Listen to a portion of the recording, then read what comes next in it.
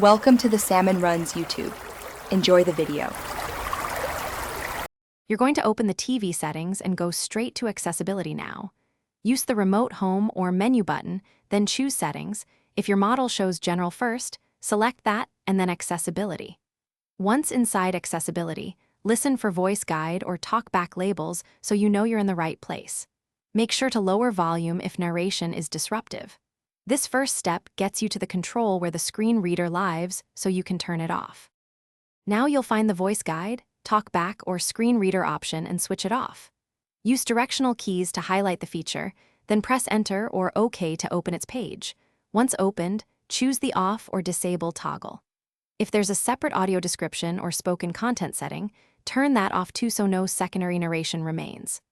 Once done, move back to the main screen and confirm menus are silent and responsive to normal navigation.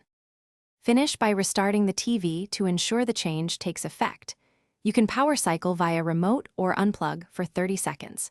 If talkback returns or controls are still narrated, try the manufacturer shortcut. On some Samsung models, hold volume down and power briefly to toggle accessibility. If the menu is unresponsive because the screen reader altered navigation, perform a soft reset or restore accessibility defaults in.